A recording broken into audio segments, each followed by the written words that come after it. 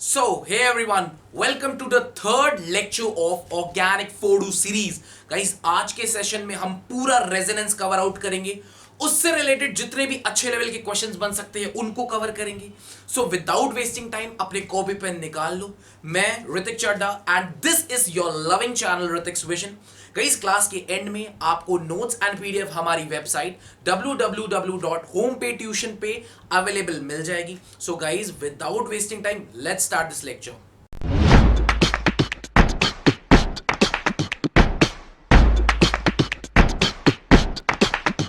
सो guys सबसे पहले हमारे मन में ये सवाल आता है कि रेजोनेंस कहां से टपक गया केमिस्ट्री में.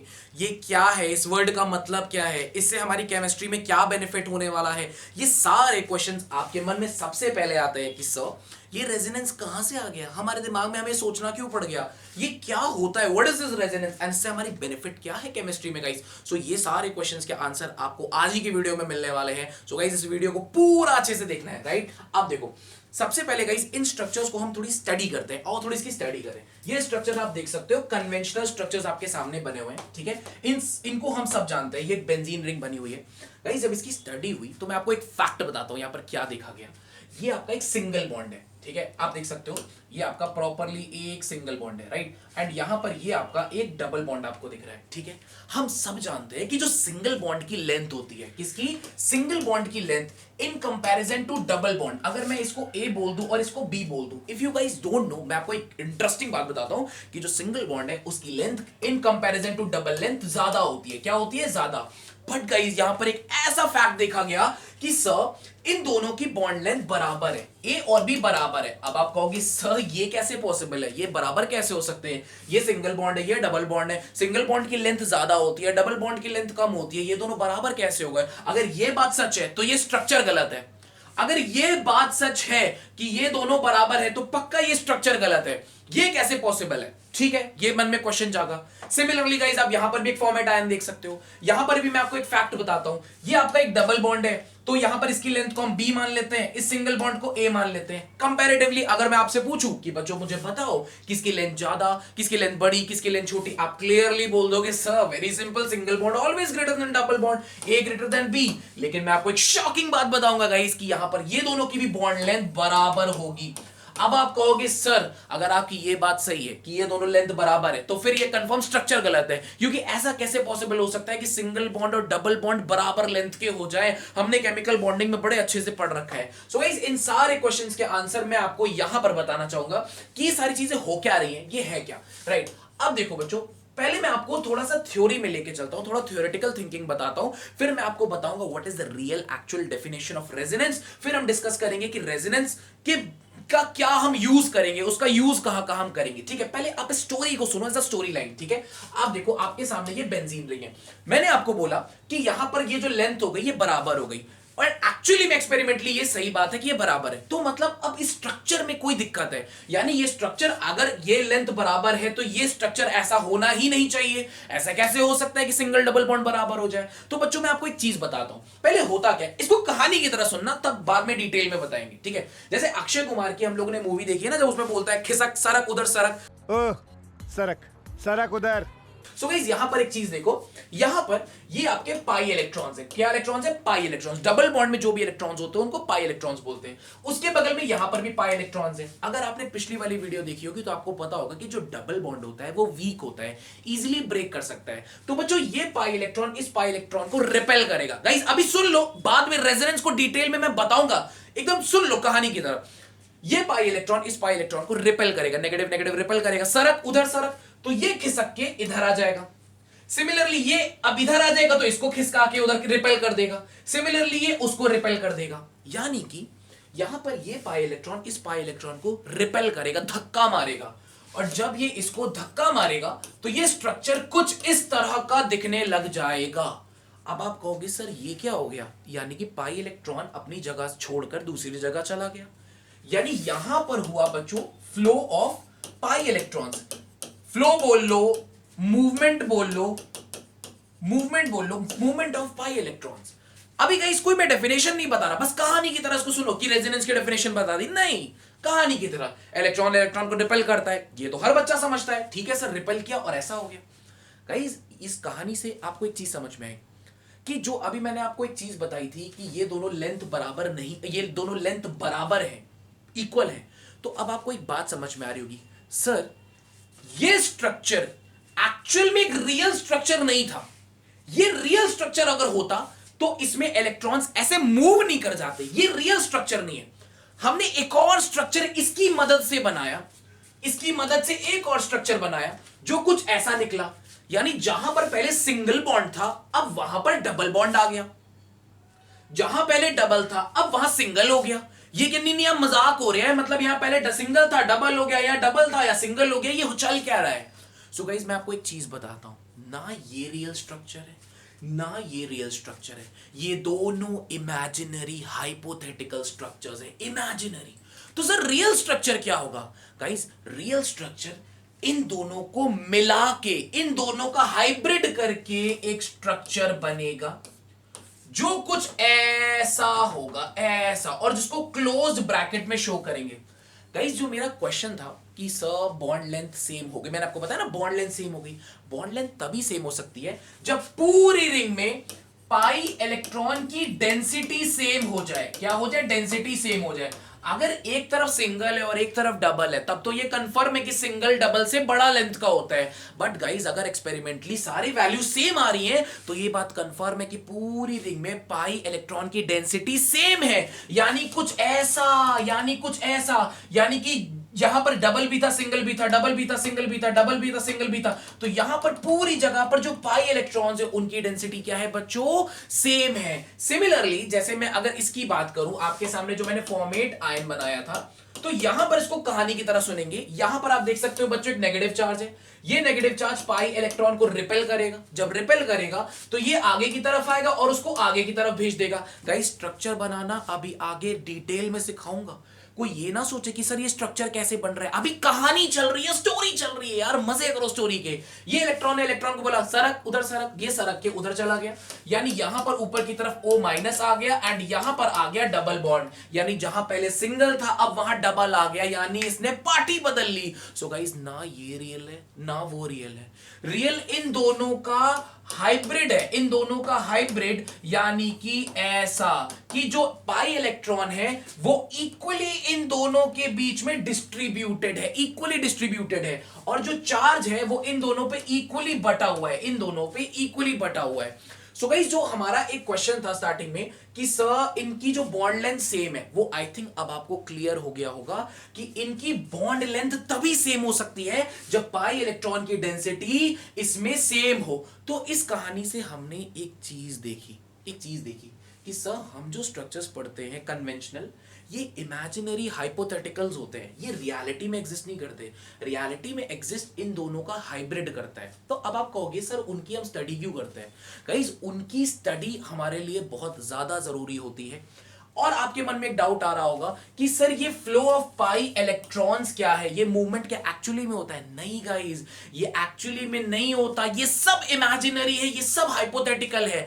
तो सर इसका यूज क्या है? गाइस इसके यूज से हम एक पर्टिकुलर कंपाउंड की स्टेबिलिटी बता सकते हैं। ये बहुत बेनिफिट्स है, अभी हम आगे डिस्कस करेंगे। एक ही बात एक ही जगह पे सारी बात बोल देंगे तो आप कंफ्यूज हो जाओगे, बट अभी के लिए आपको ये समझना होगा कि गाइस जो ये सब हम पढ़ते हैं ये रियलिटी में हाइपोथेटिकल्स होते हैं, रियलिटी में इनका हाइब्रिड एग्जिस्ट करता है। क्या एग्जिस्ट करता है? हाइब्रिड। तभी हमारी जो बॉन्ड लेंथ आ रही थी वो क्या आ रही थी? सेम आ रही थी। सो गाइस अब देखो, आपने कहा ठीक है सर थोड़ी थोड़ी बात समझ में आई, यानी कि यहां पर जो सीन चल रहा है, यहां पर वो एक हाइपोथेटिकल केस चल रहा है। एंड गाइस जो पीछे मैंने आपको एक चीज बताई, जो मैंने अभी आपको पीछे एक चीज बताई कि यहां पर हो क्या सकता है, यहां पर हो ये सकता है कि ये पाई इलेक्ट्रॉन्स मूव कर सकते हैं। गाइस एक्चुअली में नहीं मूव करते, ये इमेजिनरी, हम इमेजिन कर रहे हैं कि ये मूव कर सकते हैं अपनी जगह पे। यहां पर जो ये मूवमेंट ऑफ पाई इलेक्ट्रॉन्स हो रहा है बच्चों, इस फिनोमिना को रेजोनेंस बोलते हैं। क्या बोलते हैं? रेजोनेंस। ये जो मूवमेंट हो रही है ना पाई इलेक्ट्रॉन्स की, क्या हो रही है? मूवमेंट हो रही है पाई इलेक्ट्रॉन्स की, इसे बोलते हैं, इस फिनोमिना को बोलते हैं रेजोनेंस। क्या बोलते हैं? रेजोनेंस। आप बोलोगे सर क्या एक्चुअली में ऐसा होता है? नहीं गाइस, ये सब हाइपोथेटिकल है, इमेजिनरी है। तो सर कर क्यों रहे हैं हम इसको करने से क्या हो रहा है? मैं आपको बताता हूं इसको करने से हो क्या रहा है। इसको करने से बच्चों, इसको करने से हो क्या रहा है? इसको करने से हम अपने कन्वेंशनल स्ट्रक्चर्स से रियल स्ट्रक्चर्स को कनेक्ट कर पा रहे हैं, इमेजिन कर पा रहे हैं कि ये कन्वेंशनल स्ट्रक्चर्स हैं, तो उनसे हम बिना बिना गाइस बिना एक्सपेरिमेंट के, बिना कुछ कैलकुलेट किए, हम डायरेक्टली ये इमेजिन कर पा रहे हैं कि अगर ऐसा ये कन्वेंशनल स्ट्रक्चर है तो रियल में कैसा स्ट्रक्चर होता होगा। ये दोनों को कनेक्शन करता है हमारा रेजोनेंस। गाइस ये सब बातें आपके किसी काम की नहीं है, क्योंकि क्वेश्चन जब लगाना होगा तो मेनली आपसे बस यही पूछेगा कहां पे रेजोनेंस पॉसिबल है, कहां पे नहीं है। ये इस वीडियो में पूरे ये सारे डाउट्स क्लियर हो जाएंगे, कहां पे रेजोनेंस होगा, कहां पर नहीं होगा। ये सब तो फंसने ही नहीं वाला, बट मैं ये चाहता था कि आप थोड़ा सा आपके सामने एक रियलिटी पता हो आपको कि भाई रेजोनेंस एक्चुअली में है क्या। गाइस एक इमेजिनरी हाइपोथेटिकल चीज है जो बस कन्वेंशनल स्ट्रक्चर्स को, जो बस हमें केमिकल बॉन्डिंग में दे दिया जाता है, जिनके बारे में डेटा नहीं पता होता, फिर उनको बाद में एक्सपेरिमेंटली चेक किया जाता है, तो वो बिना एक्सपेरिमेंट किए रेजोनेंस इससे कनेक्ट करता है हमारे लिए। सो गाइस अब हम थोड़ा सा इसको स्टडी करेंगे व्हाट इज एक्चुअली में रेजोनेंस। रेजोनेंस क्या होता है बच्चों? Delocalisation of pi electrons. जैसे बच्चों आप देखो, मैं आपके सामने मूव कर रहा हूं, एक जगह पे नहीं खड़ा हूं, इलेक्ट्रॉन मैं मूव कर रहा हूं, डीलोकलाइज हो रहा हूं, इधर उधर मूव कर रहा हूं। सो गाइस एक्चुअली में रेजोनेंस होता है डीलोकलाइजेशन ऑफ पाई इलेक्ट्रॉन्स, यानी इलेक्ट्रॉन्स अपनी जगह से मूव करते हैं। कब करेंगे, कब नहीं करेंगे, रेजोनेंस कब होगा, पूरी कंडीशन इस वीडियो में फाड़ लेवल पे है। बस दिल लगा के देखना एकदम, ठीक है? जैसे पड़ोसियों में दिल लगाते हो इस तरह यहां पे सामने दिल लगाना, ठीक है? ये एक हाइपोथेटिकल केस है, टोटली इमेजिनरी है, इसका कोई वो नहीं है कि कहीं किसी ने देखा हो, ठीक है? अच्छा, अब मैं आपको एक चीज बताना चाहूंगा। Structures drawn in this process are called canonical, resonating या कंट्रीब्यूटिंग स्ट्रक्चर्स। जैसे बच्चों अब मैंने आपको यहां पर एक चीज बताई, प्लीज स्क्रीन की तरफ ध्यान से देखना। मैंने आपको यहां पर एक चीज बताई, देखो बच्चों ध्यान से। ये दोनों स्ट्रक्चर्स, ये रियल था ना ये रियल था, रियलिटी में इनका हाइब्रिड एग्जिस्ट करता है, ठीक है? तो बच्चों ध्यान से, ये दोनों स्ट्रक्चर्स को हम या तो कैनोनिकल, या तो रेजोनेटिंग, या तो कंट्रीब्यूटिंग, इन दोनों स्ट्रक्चर्स को हम क्या बोलेंगे बच्चों? या तो कैनोनिकल, या तो रेजोनेटिंग, या तो कंट्रीब्यूटिंग। इन दोनों स्ट्रक्चर्स को आपस में हम बोलते हैं। सिमिलरली बच्चों नीचे भी इन, जैसे ये दोनों स्ट्रक्चर्स अच्छा बच्चों इनके बीच में एक ऐसा एरो, इक्विलिब्रियम वाला नहीं है बच्चों, ये यहां पर ये अलग है इस तरह का। ये दोनों आपस में क्या बोलेंगे? या तो कैनोनिकल, या रेजोनेटिंग, या कंट्रीब्यूटिंग। कंट्रीब्यूटिंग क्यों? क्योंकि इन दोनों की ही मदद से आप रियल स्ट्रक्चर को इमेजिन कर पा रहे हो कि एक्चुअली में ऐसा कुछ एग्जिस्ट कर रहा होगा। ये दोनों ही हाइपोथेटिकल है, बट एक कंट्रीब्यूटिंग है, मतलब इनसे ही आप इमेजिन करते हो इसके बारे में, right? So guys this is the third point जो आपको मैंने बताया, कैनोनिकल, रेजोनेटिंग या कंट्रीब्यूटिंग। लास्ट में बात करें बच्चों, real structure is hybrid of all, जो मैं आपको पहले ही बता चुका हूं कि जो एक्चुअल स्ट्रक्चर है वो इन सबका हाइब्रिड होता है। एंड बच्चों लास्ट में एक इंपॉर्टेंट बात बताना चाहूंगा कि एक स्ट्रॉन्ग इफेक्ट है। स्ट्रॉन्ग इफेक्ट का मतलब, जैसे बच्चों आप लोगों ने याद किया होगा लास्ट वीडियो में मैंने आपको बताया था इंडक्टिव इफेक्ट। इंडक्टिव इफेक्ट में क्या था कि बी स्ट्रॉन्ग था, ए कमजोर था, तो बी क्या करता है? इलेक्ट्रॉन को थोड़ा थोड़ा अपनी जगह खिसका लेता है, थोड़ा सा शिफ्टिंग करा देता है, इस पे हल्का सा नेगेटिव, इस पे हल्का सा पॉजिटिव। लेकिन बच्चों इसमें क्या होता है? अच्छा खासा पाई इलेक्ट्रॉन मूव कर रहा है, अपनी जगह छोड़कर इधर जा रहा है, इधर जा रहा है, इधर। तो ये एक स्ट्रॉन्ग इफेक्ट है, क्योंकि अच्छा खासा पाई इलेक्ट्रॉन पूरा रिवॉल्व कर रहा है, पूरा ब्रेक होके पूरा। वहां पर क्या होता है इंडक्टिव इफेक्ट में? अच्छा, इंडक्टिव इफेक्ट में बच्चों सिग्मा इलेक्ट्रॉन्स का रोल होता है, किस मतलब सिंगल बॉन्ड पे जो इलेक्ट्रॉन्स है उन्हें सिग्मा बोलते हैं, तो सिग्मा इलेक्ट्रॉन्स का रोल। बट यहां पर पाई इलेक्ट्रॉन्स का रोल है। पाई मतलब डबल बॉन्ड वाले, आप देख सकते हो डबल बॉन्ड वाले इलेक्ट्रॉन्स ही रिवॉल्व कर रहे हैं। सिग्मा का गाइस यहां पर कोई भी रोल नहीं होता, उसी तरह से जिस तरह से आपका घर में, सिवाय साफ सफाई के, ठीक है?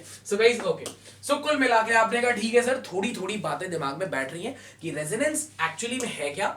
एक इमेजिनरी चीज है जो हम क्या करते हैं कि इलेक्ट्रॉन्स, पाई इलेक्ट्रॉन्स रिवॉल्व कर रहे हैं, अपनी जगह छोड़ के जो मूवमेंट कर रहे हैं, छोड़ के मूवमेंट कर रहे हैं। अच्छा, ये मूवमेंट कब करेंगे ये अभी आगे बताऊंगा।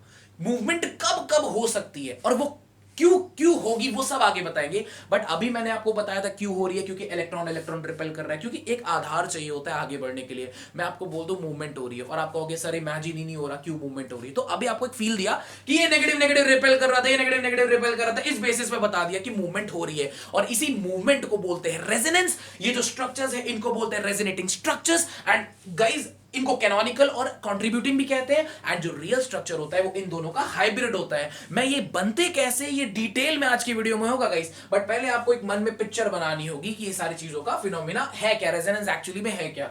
अब गाइस यहां पर एक छोटा सा यहां पे पेज और है, ये थोड़ा सा आपको कम पलने पड़ने वाला है क्योंकि ये मतलब इतना कनेक्ट नहीं होगा, बट मैं आपको बताना चाहूंगा क्योंकि आपको पता होना चाहिए। मैंने ये लिखा है कि जो अलग अलग कैनोनिकल स्ट्रक्चर्स होते हैं ना, उनकी अलग अलग स्टेबिलिटी होती है। आपको कहीं भी निकालना नहीं है, बट अपने मन में रखना कि जितना ज्यादा एक पर्टिकुलर कैनोनिकल स्ट्रक्चर स्टेबल होता है, उतना ही ज्यादा उसका कंट्रीब्यूशन होता है रियल स्ट्रक्चर बताने में। ये आपको कहीं रोल नहीं आने वाला कि आपको कहीं क्वेश्चन पूछ लेगा, बट आपको पता होना चाहिए कि जरूरी नहीं है कि हर जो कैनोनिकल स्ट्रक्चर है उसकी स्टेबिलिटी सेम हो सकता है कोई कैनोनिकल स्ट्रक्चर की कम स्टेबिलिटी हो सकता है, किसी की ज्यादा हो, बट ये चीज याद रखना, जिसकी ज्यादा स्टेबिलिटी होती है वो ज्यादा कंट्रीब्यूट करता है रियल हाइब्रिड बनाने में, राइट। और बच्चों एक चीज और याद रखना, अगर मान लो कैनोनिकल स्ट्रक्चर्स की स्टेबिलिटी सेम है तो हम उनको इक्विवेलेंट आरएस भी बोलते हैं। इक्विवेलेंट आरएस रेजोनेटिंग स्ट्रक्चर्स, ठीक है, ठीक है गाइस, इक्विवेलेंट रेजोनेटिंग स्ट्रक्चर्स, ठीक। अच्छा एक चीज और यहां पर गाइस, कभी कभी मन में एक सवाल आता है कि सर हमारा जो रेजोनेटिंग स्ट्रक्चर जिसको कैनोनिकल भी बोलते हैं और जो रियल है उसमें ज्यादा स्टेबल कौन होगा।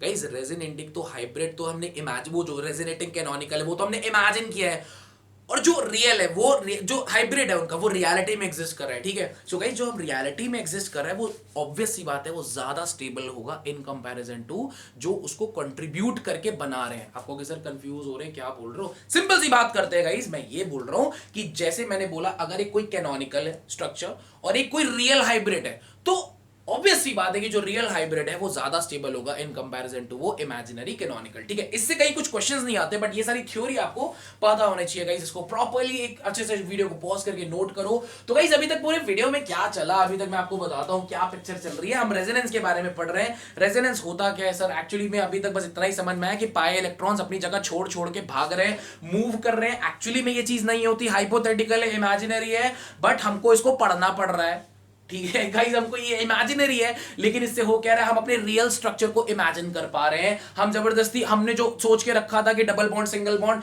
वो अपनी जगह छोड़ छोड़ के कोई डबल सिंगल हो रहा है, सिंगल नहीं, हम मजाक हो रहा है, डबल सिंगल हो रहा है, सिंगल डबल हो रहा है, लेकिन दोनों ही रियल नहीं है। उन दोनों को मिला के एक हाइब्रिड रियल है, बट स्टडी दोनों की करनी है। अब आप कहोगे सर रेजोनेंस थोड़ा बहुत समझ में आ रहा है कि मूवमेंट ऑफ पाई इलेक्ट्रॉन है, जिससे अब सर अब फायदा क्या है सारी चीजों से, इससे फायदा क्या, what are the terms and conditions कि जब हमें पता चलेगा कि रेजोनेंस होगा, कहां पर रेजोनेंस होगा कहां पर नहीं होगा, ये कैसे पता चलेगा सर। उसके स्ट्रक्चर्स कैसे प्लॉट करेंगे गाइस, स्ट्रक्चर्स हम कैसे बनाएंगे कि भाई ये इसका स्ट्रक्चर है, ये उसके रेजोनेटिंग स्ट्रक्चर। अभी तो मैंने आपको बताया स्टोरी लाइन कि पाई पाई को रिपेल कर रहा है, ऐसे बना दो ऐसे बना दो, रियलिटी में कैसे बना रहा है गाइस। तो अब हम उसको देखते हैं। पहले तो हम ये समझेंगे कि कब एक्चुअली में हमारा रेजोनेंस होगा। गाइस रेजोनेंस का फिनोमेना तब देखा जाता है जब चीजें कॉन्जुगेशन में लगी होती हैं। आप कहोगे सर कॉन्जुगेशन का मतलब नहीं पता, बता दे गाइस। आपको ये याद रखना है बच्चों, ये सामने आपके 6 केस बने हैं, ये 6 के 6 केस में आपका रेजोनेंस पॉसिबल है।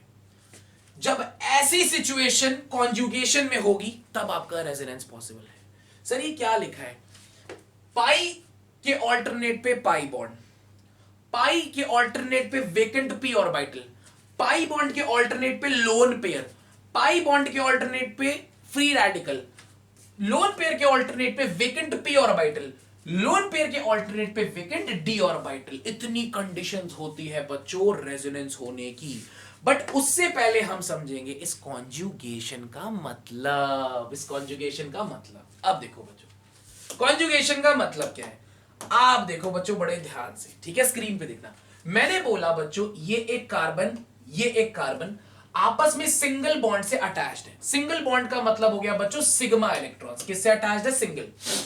अगर ये बच्चों ये कार्बन फर्दर अगर कोई डबल बॉन्ड यहां पर और इधर भी डबल बॉन्ड लगा हुआ है, डबल बॉन्ड का मतलब पाई इलेक्ट्रॉन, कैसा इलेक्ट्रॉन, पाई, पाई इलेक्ट्रॉन, कैसा इलेक्ट्रॉन, पाई।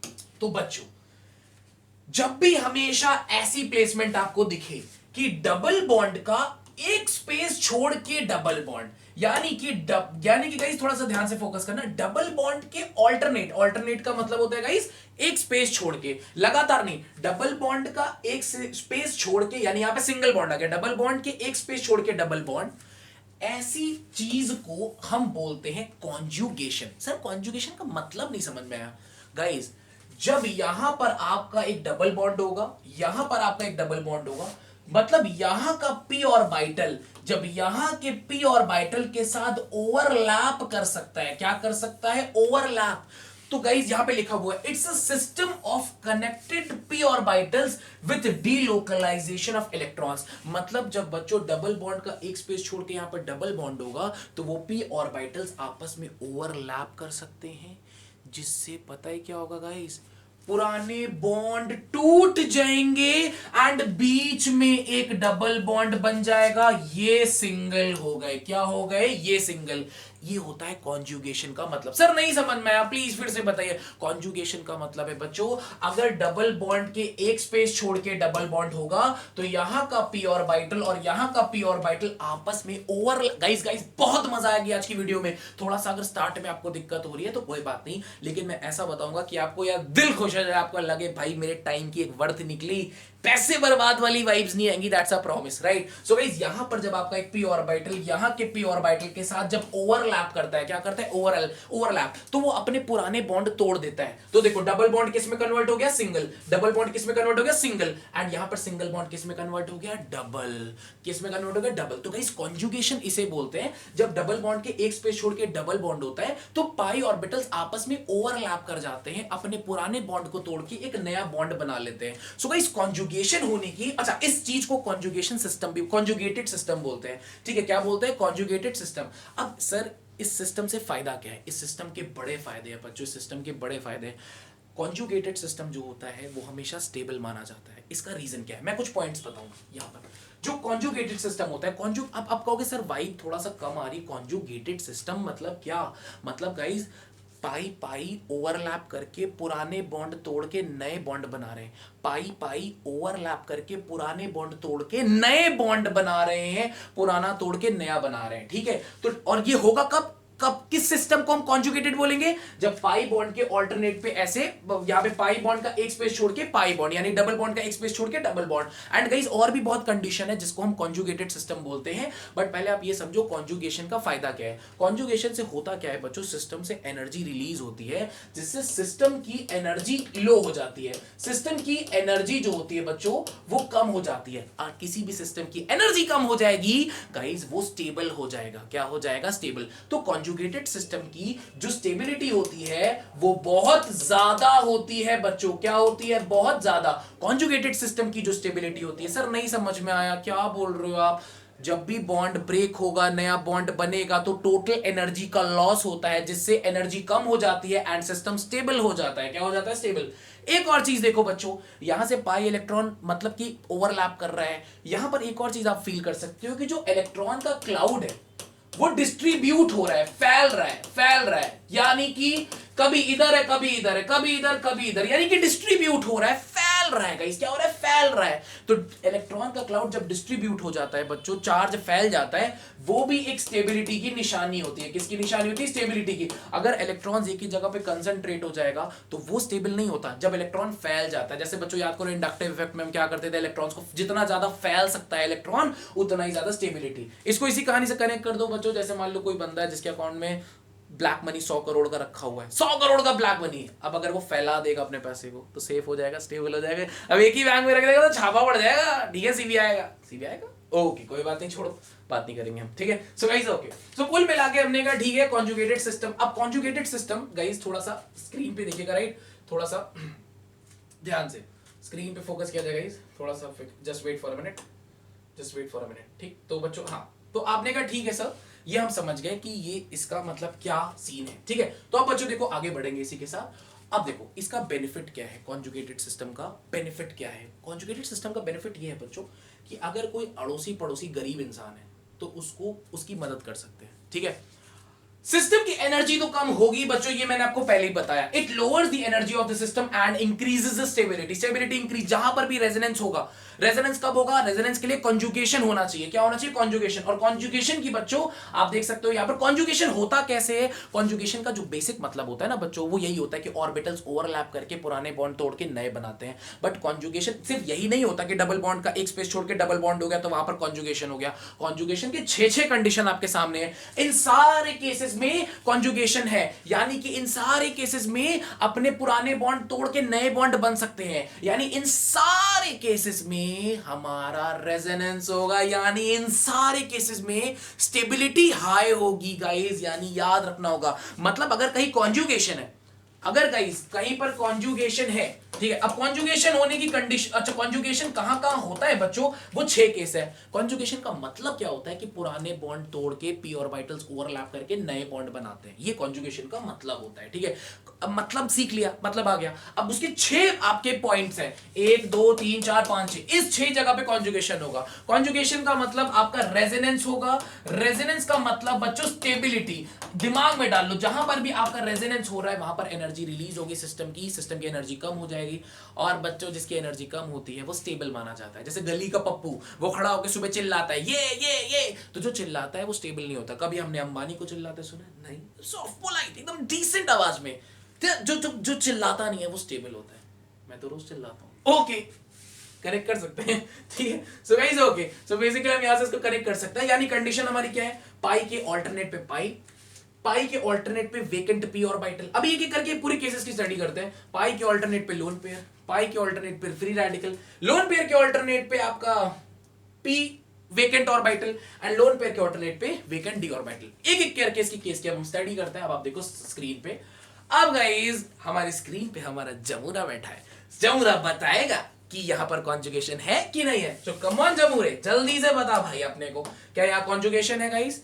आप लोग सोच रहे हो आपको बोल रहा हूं, अरे नहीं हो, इसको बोल रहा हूं, ठीक है। ये देखो गाइस, ये पाई इलेक्ट्रॉन, एक स्पेस छोड़ के पाई इलेक्ट्रॉन, जमूरा रेजोनेंस होगा।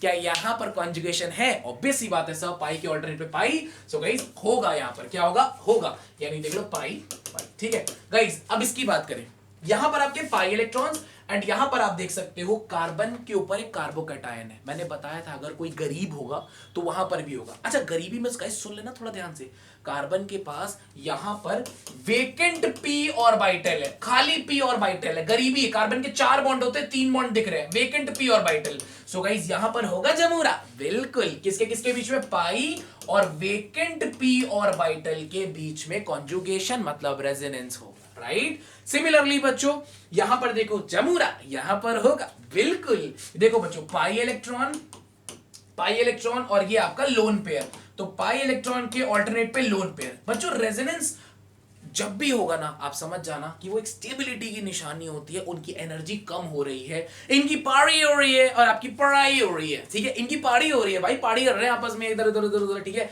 सिमिलरली गाइस आप देख सकते हो, यहां पर आपका लोन पेयर है और यहां पर आपका वेकेंट p ऑर्बिटल, तो आपका वेकेंट p ऑर्बिटल, तो रेजोनेंस होगा, बिल्कुल होगा। कॉन्जुगेशन में है, बिल्कुल है, इनकी पारी हो रही है, ठीक है, और आपकी पढ़ाई हो रही है। तो जमुरे ने कहा सर यहां भी होगा, यहां भी होगा, यहां भी होगा, एंड यहां भी होगा, राइट। प्लीज वीडियो को पॉज करके इसको नोट करें, ठीक है।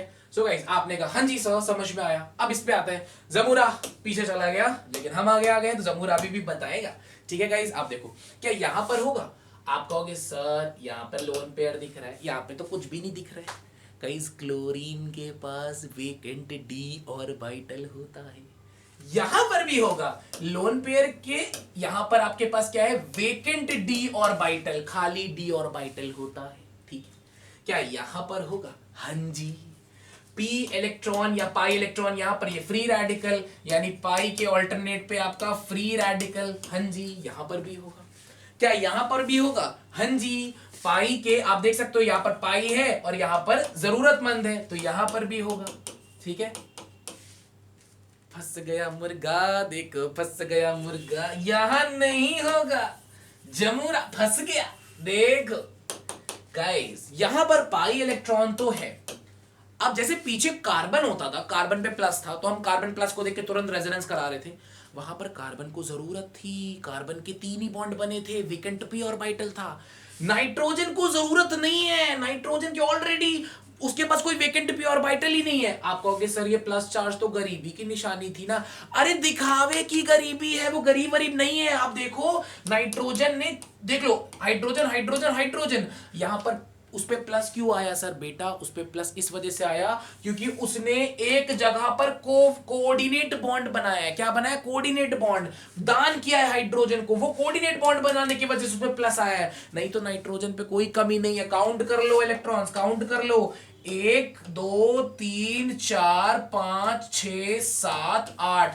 अच्छा, कोऑर्डिनेट बॉन्ड क्या होता है? कोऑर्डिनेट वो होता है जहां पर नाइट्रोजन अपने दोनों इलेक्ट्रॉन देगा, हाइड्रोजन कुछ नहीं शेयर करेगा। तो गाइस देखो, नाइट्रोजन के 8 इलेक्ट्रॉन आप गिन सकते हो, 1 2 3 4 5 6 7 8। गरीब गरीब नहीं है, यहां पर कॉन्जुगेशन नहीं होगा क्योंकि वेकेंट पी ऑर्बिटल नहीं है। सिमिलरली बच्चों यहां पर देखो, आप कहोगे सर ये पाई इलेक्ट्रॉन है और ये वेकेंट ऑर्बिटल प्लस, नहीं, ऑक्सीजन के इलेक्ट्रॉन काउंट करो, कंप्लीट है ऑक्टेट, कंप्लीट करो, 1 2 3 4 5 6 7 8। वो प्लस क्यों आया सर? बेटा वो एक हाइड्रोजन को इसने दान दिया होगा, कोऑर्डिनेट बॉन्ड बनाया होगा, इसी वजह से प्लस आया। यहां पर भी आपका नहीं होगा। तो कोई बच्चा गलती से ये ना याद कर ले कि पाई के एक स्पेस छोड़ के कार्बोकैटायन है तो वहां रेजोनेंस हो जाएगा, वहां पर कॉन्जुगेशन हो जाएगा, नहीं, इसीलिए वहां स्पेसिफिकली प्लस नहीं था, वहां पर क्या था? Vacant P orbital. क्या था? Vacant P orbital. तभी जाकर वहां पर आपका कॉन्जुगेशन एंड रेजोनेंस का फिनोमेना देखने को मिलेगा। भाई गरीब होगा तभी तो उसको शेयर करेगा, या तो स्टेबिलिटी कम। यहां पर तो इसका ऑक्टेट ही कंप्लीट है, ऑक्टेट कंप्लीट है तो यहां पर नहीं हो सकता गाइस, हो ही नहीं सकता। भाई मैंने क्या बताया था? कॉन्जुगेशन का मतलब पीपी ओवरलैप करे। जब आप भाई खुद ही इतने अमीर हो, आप किसी के साथ कभी ओवरलैप ही नहीं करोगे। गाइस क्या बात समझ में आ रही है? जब आप खुद ही इतने अमीर हो, आप किसी के साथ कभी ओवरलैप ही नहीं करोगे। ये यहां पर अमीर है, बस दिखावे का प्लस चार्ज है क्योंकि एक्स्ट्रा बॉन्ड बनाया है। औकात से ज्यादा बॉन्ड जब इंसान बना लेगा तो प्लस आ ही जाता है ना। देखो ऑक्सीजन 2 बॉन्ड बनाता है, यहाँ 3 बॉन्ड बना के रखा हुआ है, जबकि आउटर मोस्ट पे 8 इलेक्ट्रॉन कंप्लीट है। सो गाइस इस पूरी कहानी से हमने क्या सीखा कि सर कॉन्जुगेशन होने की सिर्फ हमारे 6 कंडीशंस होती हैं। आप देख सकते हो कॉन्जुगेशन होने की, पाई के एक स्पेस छोड़ के पाई, या पाई के एक स्पेस छोड़ के वेकेंट पी ऑर्बिटल, या पाई के एक स्पेस छोड़ के लोन पेयर, पाई के एक स्पेस छोड़ के फ्री रेडिकल, या लोन पेयर के ऑल्टरनेट पे वेकेंट पी ऑर्बिटल, या लोन पेयर के ऑल्टरनेट पे वेकेंट डी ऑर्बिटल। अगर ऐसी कोई भी कंडीशन है बच्चों तो आप समझ लेना कॉन्जुगेशन या रेजोनेंस का फिनोमेना हमें देखने को मिल सकता है। एंड रेजोनेंस से हमें हमेशा स्टेबिलिटी देखी जाती है क्योंकि बच्चों रेजोनेंस हमेशा स्टेबिलिटी को बढ़ाता है। चाहे वो गरीब की मदद करो तो वो स्टेबल हो गया, चाहे एनर्जी लो होगी वो स्टेबल हो गया। मतलब आपको कुल मिला के ये याद रखना है, अगर कहीं पर भी कॉन्जुगेशन या रेजोनेंस हो रहा है तो बच्चों वो स्टेबिलिटी हमेशा उसकी हाई रहेगी, क्योंकि अगर कोई गरीब बंद है तो उसकी जरूरतें पूरी हो रही है, या ओवरऑल सिस्टम की एनर्जी तो कम होगी ही होगी क्योंकि नए बॉन्ड बनेंगे, एनर्जी रिलीज होगी, ये सारे फिनोमेना तो होते ही हैं। ठीक है, सो गाइस अगर आपको इतना समझ में आ गया तो अब आप अपनी स्क्रीन पे देखो एक नई चीज जो आपको दिख रही होगी। ये क्या है हिस्सा? गाइस आप देखो, प्लेनैरिटी के बारे में मैं कुछ आपको बताना चाहता हूं। जैसे जो पी ऑर्बिटल होता है, शायद किसी बच्चे ने अगर ना देखा हो तो कुछ ऐसा होता है, ऐसा डंबल शेप। गाइस कैसा? डंबल शेप, और आपस में ओवरलैप। जिस तरह से बच्चों ये दोनों बंदे गले मिल रहे हैं, क्या मस्त गले मिल रहे हैं, आहा क्या बात है। ठीक है, अगर बच्चों एक बंदा ऐसे होता और एक बंदा ऐसे होता तो क्या कभी जीवन में गले मिल पाते? कभी जीवन में गले नहीं मिल पाते। गले कब मिल रहे हैं? जब दोनों एक दूसरे के ऊपर प्रॉपरली ओवरलैप कर पा रहे हैं, है ना। अगर मैं ये बोलूं बच्चों, एक पी ऑर्बिटल ऐसे है और एक पी ऑर्बिटल ऐसे है, यानी एक दूसरे के परपेंडिकुलर या इंक्लाइंड है, तो क्या कभी भी ये ओवरलैप कर पाएंगे? आप कहोगे सर ऑब्वियस सी बात है नहीं कर पाएंगे, उस केस में कर पाएंगे, इस केस में नहीं कर पाएंगे। क्या बताना क्या चाह रहे हो सर? बताना मैं ये चाह रहा हूं बच्चों, हमने कॉन्जुगेशन की डेफिनेशन सीखी। कॉन्जुगेशन मैंने आपको डिटेल में बताया। कॉन्जुगेशन का मतलब होता है पाई पाई ओवरलैप करते हैं, पुराने बॉन्ड टूटते हैं, नए बॉन्ड बनते हैं, डीलोकलाइजेशन ऑफ इलेक्ट्रॉन्स होता है, इलेक्ट्रॉन्स अपनी जगह छोड़ के दूसरी जगह पे आता है, रेजोनेंस इसी को बोलते हैं। ये एक हाइपोथेटिकल चीज है। अरे सर इतनी छोटी सी बात में इतनी ज्यादा चीजें बता दी। ठीक है, सो गाइस आप मुझे एक बात बताओ, क्या यहाँ पर मैं बोल रहा हूँ क्या कहते हैं, पाई इलेक्ट्रॉन प्रेजेंट है, पी ऑर्बिटल है मार्केट में, लेकिन अगर वो ओवरलैप ही ना कर पाए तो उसका क्या ही काम। गाइस कोई भी चीज रटनी नहीं चाहिए। अभी मैंने आपको बताया कहीं पर भी आपका पाई पाई पाई ऐसे कॉन्जुगेशन में आ गया तो वहां पर तुरंत हमारा रेजोनेंस हो जाएगा। बट गाइस अगर मैंने बोला पाई ऑर्बिटल प्रेजेंट है लेकिन ऐसे इस तरह से प्रेजेंट है, तो वो ओवरलैप नहीं कर सकते, वहां पर कॉन्जुगेशन नहीं हो सकता। एक एग्जांपल से मैं आपको ज्यादा बेटर वे में बताता हूं। जैसे गाइस आप देखो यहां पर, आप देखो, जैसे आप में से कई बच्चों को स्ट्रक्चर शायद ना पता हो तो मैं बता दूं ऐसे होता कैसे। जैसे कि बच्चों जैसे यहाँ पर आपने देख लिया ना डंबल शेप, ऐसे डंबल शेप होता है पी ऑर्बिटल, तो कुछ ऐसा है। यहाँ पर बच्चों क्या सीन है, वो ऐसे गाइस 3D है, हमारा इतना बजट तो है नहीं कि मैं आपको ऐसे दिखा सकूं, ऐसे जाके अंदर की तरफ ऐसे, मतलब बाहर की तरफ डंबल शेप। जैसे ये डंबल, ऐसे डंबल को मैंने ऐसे, जैसे मान लो ये एग्जांपल हमने ये रिमोट ले लिया, ऐसे ये ऐसे लगा हुआ है, ऐसे ऐसे बाहर की तरफ पी ऑर्बिटल निकला हुआ है, डंबल शेप। सिमिलरली यहाँ पर भी ऐसे ही है। तो बच्चों ये दोनों आप मुझे कमेंट सेक्शन सेक्शन में बताओ क्या ओवरलैप कर सकते हैं? बिल्कुल ओवरलैप कर सकते हैं, एक ही प्लेन पे, एक ही प्लेन पे बिल्कुल ओवरलैप कर सकते हैं ये दोनों ऑर्बिटल्स। लेकिन अगर एक ऑर्बिटल ऐसे हो और एक ऑर्बिटल ऐसे हो तो क्या ये कभी ओवरलैप कर सकते हैं? आप कहोगे सर ये ऐसे ओवरलैप नहीं कर पाएंगे, ऐसे ओवरलैप जरूर कर लेंगे। तो बच्चों देखो यहां पर ये आपके, ये देखो ये आपका पाई इलेक्ट्रॉन है, ये आपका पाई इलेक्ट्रॉन है, ठीक है। यहां पर आपका पी ऑर्बिटल यहां के पी ऑर्बिटल से प्रॉपर्ली ओवरलैप कर सकता है, प्रॉपर्ली ओवरलैप कर सकता है, ठीक है। आप कहोगे सर मैं आपसे पूछूं बच्चों क्या यहां पर कॉन्जुगेशन हो रहा है? आप कहोगे सर बिल्कुल, यहां पर आपका लोन पेयर है, यहां पर आपका एक डबल बॉन्ड है यानी पाई इलेक्ट्रॉन है, तो यहां पाई बॉन्ड यहां पर भी हो सकता है। गाइस यहां पर सवाल इस बात का, यहां पर एक गोची होगी। देखो कैसे गोची ये होगी कि यहां पर इतना ज्यादा हिंड्रेंस है, इतने बड़े बड़े ग्रुप्स हैं, इतने बड़े बड़े ग्रुप्स होने की वजह से आपका ये जो कार्बन है ये थोड़ा सा घूम जाता है ड्यू टू हिंड्रेंस। जैसे होता है ना मोटी मोटी आंटीज बैठी तो खिसक खिसक खिसक, तो खिसकने के चक्कर में ये बॉन्ड थोड़ा टेढ़ा हो जाता है। ये बॉन्ड टेढ़ा होने की वजह से ये लोन पेयर खिसक के अपनी जगह से पीछे मुड़ जाता है। तो बच्चों आप मुझे एक बात बताओ, अगर ये लोन पेयर पीछे की तरफ मुड़ गया तो क्या इसके साथ कभी भी कॉन्जुगेशन में आ पाएगा? मैं बोल रहा हूं ये ऐसे है तो वो पीछे की तरफ मुड़ा हुआ है, क्या कभी भी जीवन में आ पाएगा? ओवरलैपिंग हो पाएगी? नहीं नहीं हो पाएगी ओवरलैपिंग। एंड जब ओवरलैपिंग नहीं हो पाएगी तो पुराने बॉन्ड नहीं टूटेंगे, नया बॉन्ड नहीं बनेगा, रेजोनेंस का फैक्टर देखने को आपको नहीं मिलेगा। अब आप कहोगे सर ये केस हमें कैसे याद रहेगा? गाइस धीरे धीरे प्रैक्टिस जब आप करोगे तो सारी चीजें आपको क्लियर हो जाएंगी। जैसे यहां पर देखो एक बड़ा ही इंपॉर्टेंट, यहां पे देखो ये बहुत ही फेमस केस है साइक्लो ऑक्टाटेट्रीन, ठीक है। तो यहाँ पे ऑक्टाटेट्रीन, ठीक है, थोड़ा सा ध्यान से देखना यहाँ पर सीन क्या है। जैसे बच्चों आप कहोगे आपको देखने में तो ये प्लेनर लग रहा है, आपको देखने में तो ये प्लेनर लग रहा होगा कि सर सारे sp2 हैं, sp2 सारे sp2 हाइब्रिडाइज्ड हैं, सारे sp2। अगर गाइस हाइब्रिडाइजेशन देखनी नहीं आती तो हाइब्रिडाइजेशन की एक ट्रिक बताई हुई है, वीडियो देख सकते हो, बहुत छोटी वीडियो है। sp2 सारे sp2 है, लेकिन इसका एक्चुअल स्ट्रक्चर ऐसा होता है बाथटब टाइप। अरे देखा ना बाथटब होता है, मूवीज में देखा होगा, यार घर पे भी देखे होंगे, कोई दिक्कत नहीं, बड़ा मस्त ऐसे बाथटब, बाथटब वाइब्स आ रही हैं, ठीक है। बाथटब अगर आप लोग ने देखा हो बच्चों, ये बाथटब ऐसे ही होता है, इसका एक्चुअल में ऐसे बनता है स्ट्रक्चर, ठीक है। तो इसमें कैसे बनाते हैं, तो पाई इलेक्ट्रॉन्स आपको क्लियरली दिख रहा होगा, इसमें ऐसे होगा, इसमें ऐसे होगा, एंड बच्चों इसमें टिल्टेड होगा, आप खुद फील कर पा रहे हो टिल्टेड होगा। क्या इसमें अच्छी ओवरलैपिंग हो पाएगी? क्या ये कॉन्जुगेशन में कहलाएंगे? एंड मैं उम्मीद करता हूं आप सबका आंसर होगा कि सर नहीं, क्योंकि ये आपका आपका मैं इसको ग्रीन कलर से करता है, ये ऐसे ब्लू, इससे ये ऐसे है तो ये ऐसे है, तो गाइज ये कॉन्जुगेशन में अच्छे से नहीं आ पाएंगे। इसी वजह से यहाँ पर आपको ये आपके रेजोनेंस का फैक्टर यहाँ पर देखने को नहीं मिलेगा। सो गाइज कुल मिला के मैं आपको ये सिखाना चाहता था कि बस डायरेक्टली आपने देख लिया कि यहाँ पर पी और पाई ऑर्बिटल्स के ऑल्टरनेट पे आपका पाई बॉन्ड है तो वहां पर आपने सीधा रेजोनेंस बोल दिया, ऐसा नहीं, आपको प्लेनैरिटी भी चेक करनी पड़ती है। प्लेनैरिटी नाम का फैक्टर बहुत इंफ्लुएंस करता है, ठीक है। तो बच्चों चलो अब हम बनाते हैं कुछ आपके रेजोनेटिंग स्ट्रक्चर्स। जल्दी से पीछे का एक रिवीजन कर लो वीडियो को पॉज करके, कोई भी दिक्कत हो तो जरूर कमेंट सेक्शन में शेयर करना ताकि हम उस पर डिस्कशन कर सके इन फ्यूचर। एंड मैं आपको रिपीट कर दूंगा गाइस कि हाँ, आपको सारे वीडियो के जो नोट्स हैं एंड इससे रिलेटेड अच्छे क्वेश्चंस टेस्ट जो होंगे वो सारे आपको नीचे डिस्क्रिप्शन बॉक्स में मिल जाएंगे, लिंक आपको मिल जाएगा, राइट। एंड हमारी वेबसाइट पे भी विजिट कर सकते हो www.homepagetuition.com, राइट। सो गाइस अब हम कुछ रेजोनेटिंग स्ट्रक्चर्स को ड्रॉ करते हैं एंड इसको थोड़ा सा अच्छे से इसको भी थोड़ा सा एनहेंस कर लेते हैं। अब रेजोनेटिंग स्ट्रक्चर्स जमूरा, क्या यहां पर कॉन्जुगेशन है? बिल्कुल, लोन पेयर के एक स्पेस छोड़ के vacant P orbital, lone pair का एक स्पेस छोड़ के वेकेंट आपका बच्चों क्या, वेकेंट पी ऑर्बिटल, तो यहां पर आपका बिल्कुल रेजोनेंस का फैक्टर कॉन्जुगेशन है, रेजोनेंस का फैक्टर हो। अब इसको बनाएं कैसे? तो बनाने के लिए बच्चों क्या करना है भाई साहब, आपको पता है अब ये प्लस है, ये इलेक्ट्रॉन है, इस गरीब की मदद करने ये डाउन उतरेगा ही, नीचे आएगा ही आएगा। तो जब ये नीचे आएगा बच्चों तो आप इसको ऐसे ये इस तरह से बना सकते हो, इस तरह का सिंबल दे सकते हो रेजोनेटिंग के लिए, ठीक है। ये जब नीचे आएगा तो बच्चों इस गरीब की मदद हो जाएगी, यहां पर डबल बॉन्ड आ जाएगा और यहां पर NH। सवाल इस बात का है बच्चों जब ऐसा होगा तो ये जो प्लस है वो अब इस नाइट्रोजन पे आ जाएगा, कहां जाएगा, नाइट्रोजन। तो देखो बच्चों चार्ज प्लस कभी इधर है कभी इधर है, मैंने बताया था चार्ज अगर डीलोकलाइज हो जाए तो वो स्टेबिलिटी की निशानी होती है, तो इधर आ गया।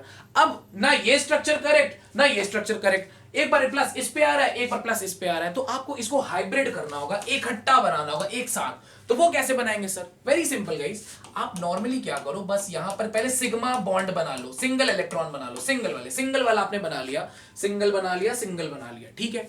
अब आपको क्या करना है बच्चों, यहां पर आपको जहां पर भी कॉन्जुगेशन हो रहा था उसके बीच में से dot dot dot dot dot dot dot dot dot करके बनाना है। Dot dot dot dot dot का मतलब है कि कभी होगा तो कभी नहीं होगा, आपको हमेशा ऐसे डॉट डॉट डॉट डॉट करके बनाना है। एंड इन दोनों पॉजिटिव चार्जेस को दोनों पे हल्का हल्का पार्शियली डिस्ट्रीब्यूट कर देना है। इस तरह से आपको बनाना होता है इनका हाइब्रिड मेन स्ट्रक्चर। ठीक है, मैं फिर से बता दे रहा हूं। सबसे पहले आपने CH2 लिखा, NH लिखा, CH3 लिखा, सिंगल सिंगल बॉन्ड बना लिए। अब जहां पर भी कॉन्जुगेशन हो रहा है, कभी नहीं, कभी आ रहा है, कभी वापस जा रहा है, तो आपको ये डॉट डॉट डॉट ऐसे हल्का सा हल्का हल्का, आप देख सकते हो बच्चों, मैं मिटा दे रहा हूं यहाँ पे देखो, हल्का हल्का हल्का हल्का ऐसे डॉट डॉट डॉट डॉट करके बना देना है। ये इस चीज को डिनोट करता है कि यहाँ पर कभी सिंगल है, कभी डबल है। ठीक है, और जो प्लस था कभी इस पे आ रहा है, कभी इस पे, तो दोनों पे हल्का हल्का आपको प्लस बना देना है। ये एक तरीका होता है इसको ड्रॉप प्लॉट करने का। ठीक है, सिमिलरली और डिस्कस करते हैं बच्चों। जैसे यहाँ पर CH2OH को आप देखो, इसकी स्टडी करें तो बच्चों सिमिलरली यहाँ पर ये प्लस है, ये इलेक्ट्रॉन यहाँ पे आके इसकी मदद करेगा, इस गरीब की। ठीक है, तो यहाँ पर CH2 यहाँ पर डबल बॉन्ड हो जाएगा, और ये जो प्लस है वो इस पे ऑक्सीजन पे आ जाएगा, क्योंकि ऑक्सीजन ने अपनी औकात से ज्यादा 3 बॉन्ड बना लिए, 2 इधर और 1 हाइड्रोजन। जब कोई इंसान अपनी औकात से ज्यादा काम कर लेता है गाइस, तो उस पे गरीबी आ जाती है, मतलब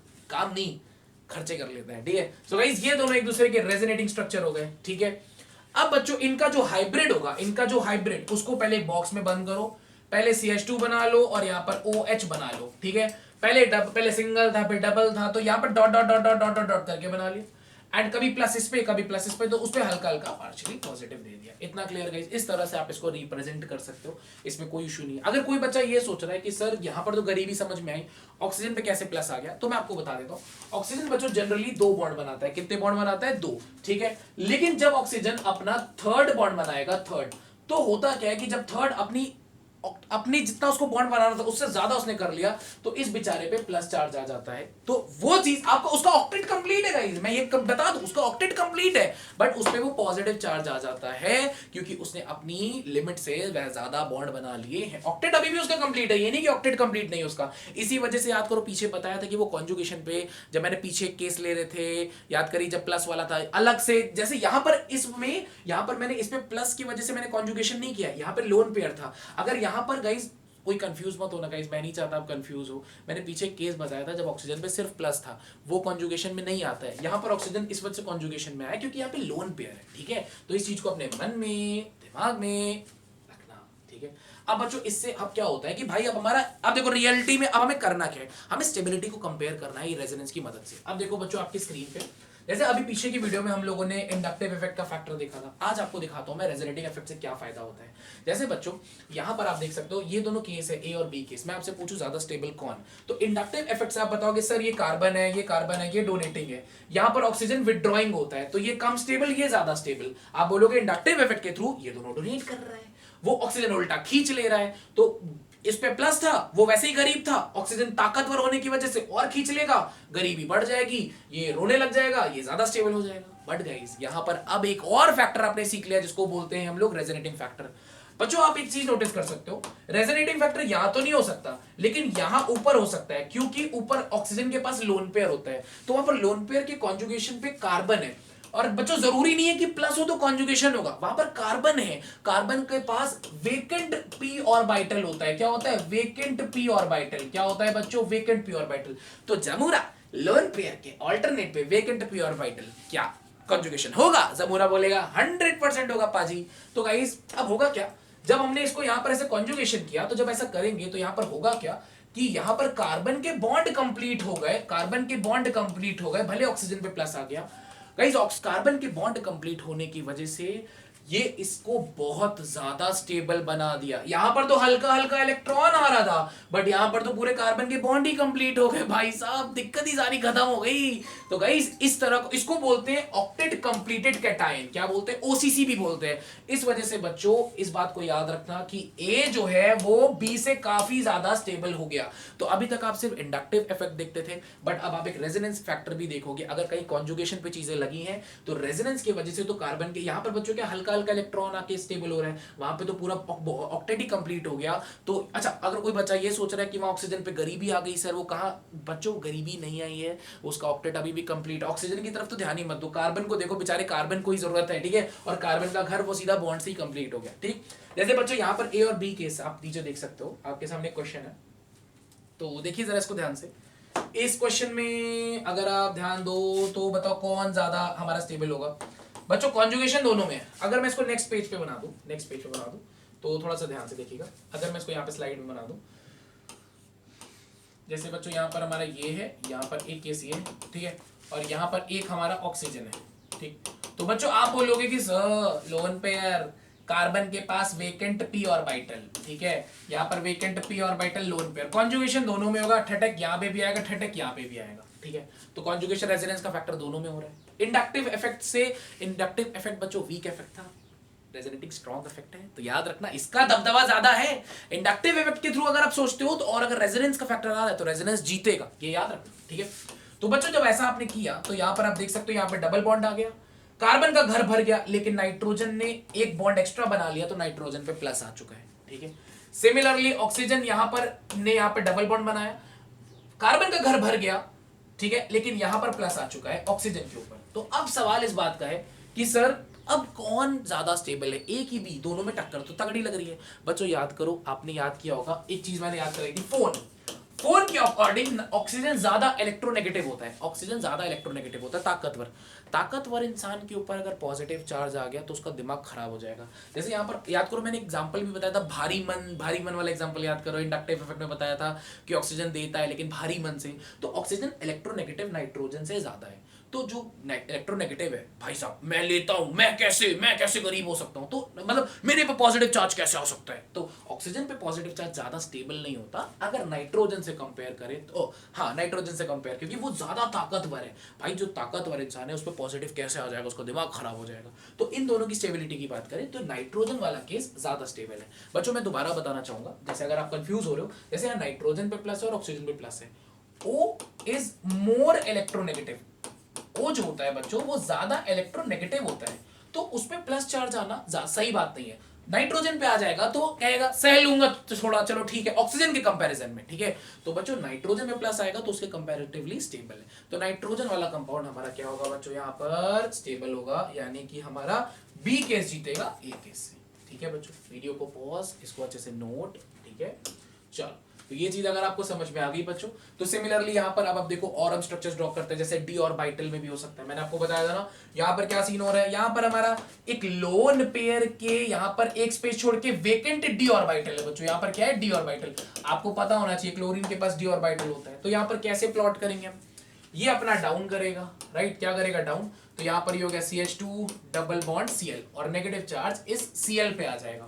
अगर हम इनका हाइब्रिड बनाए, क्या बनाए हाइब्रिड, ये दोनों आपस में रेजोनेटिंग है, कैनोनिकल है, लेकिन इनका हाइब्रिड जो होगा बच्चों वो कैसे बनाना है, पहले CH2 फिर सिंगल बॉन्ड Cl, फिर कभी सिंगल कभी डबल, तो टक टक टक टक टक टक टक टक टक, कभी इस पे नेगेटिव कभी इस पे नेगेटिव, तो हल्का हल्का नेगेटिव दोनों पे। अच्छा वो नेगेटिव सेम नहीं होता बच्चों, एक चीज और बता दूं, ये दोनों नेगेटिव सेम नहीं होता, अलग अलग होता है उनकी ताकत के हिसाब से, बट नेगेटिव दोनों पे आता है, उस पे आपको इतना परेशान होने की जरूरत नहीं है।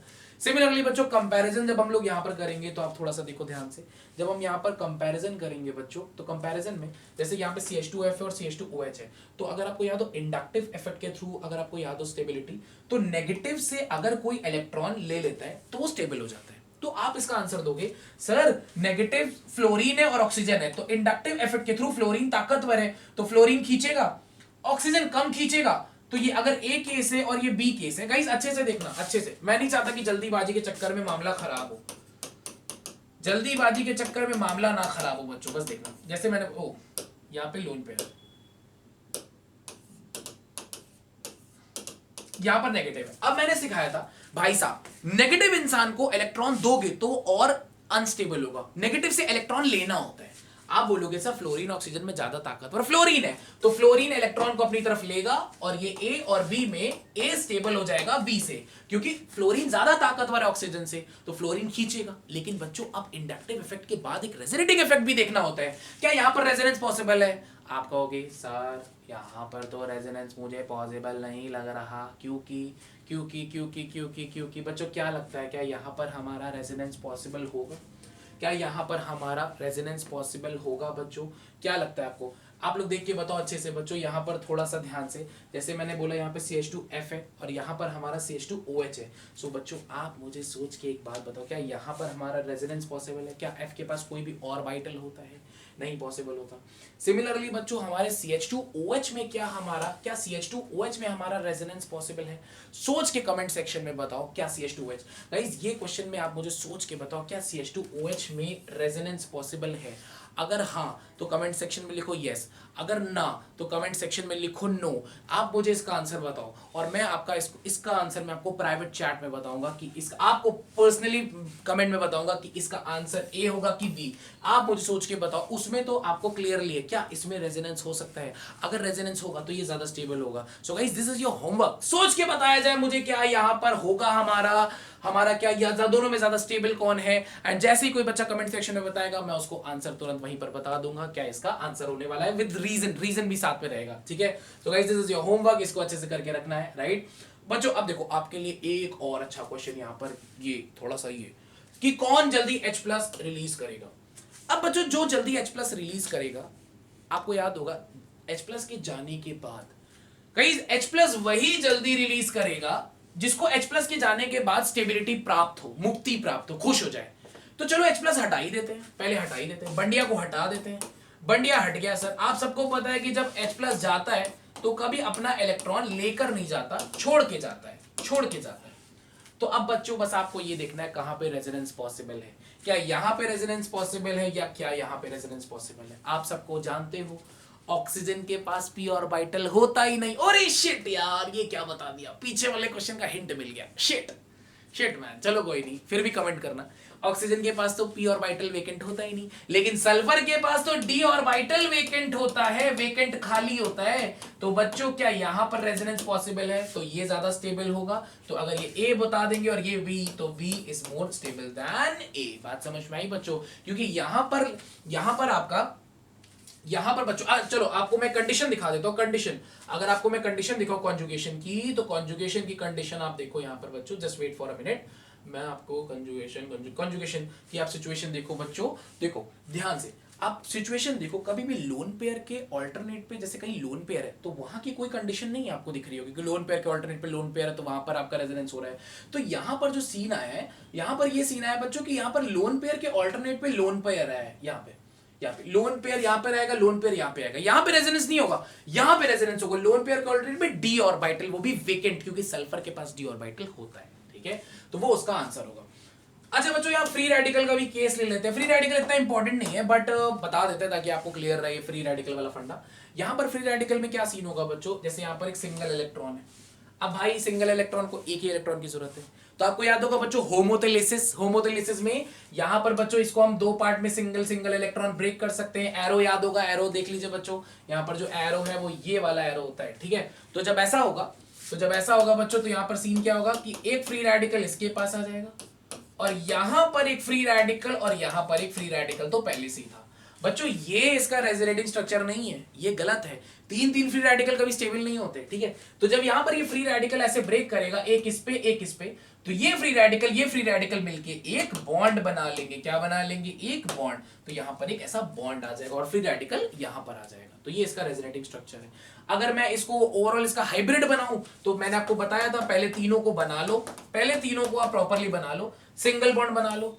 आप देखो बच्चों कि कभी यहां पर आ रहा है, कभी यहां पर आ रहा है, तो ऐसे आप क्या कर सकते हो, dot dot dot dot dot dot dot dot. तो आप क्या कर सकते हो बच्चों, कभी फ्री रेडिकल इस पे आ रहा है, हल्का सा फ्री रेडिकल इस पे, हल्का सा फ्री रेडिकल इस पे आ रहा है, तो अपने अकॉर्डिंगली आप इसका हाइब्रिड भी इस तरह से बना सकते हो। ठीक है, सो गाइस आई होप इतना इंपॉर्टेंट नहीं है ये, बट स्टिल आपको पता होना चाहिए, वो ज्यादा बेटर है।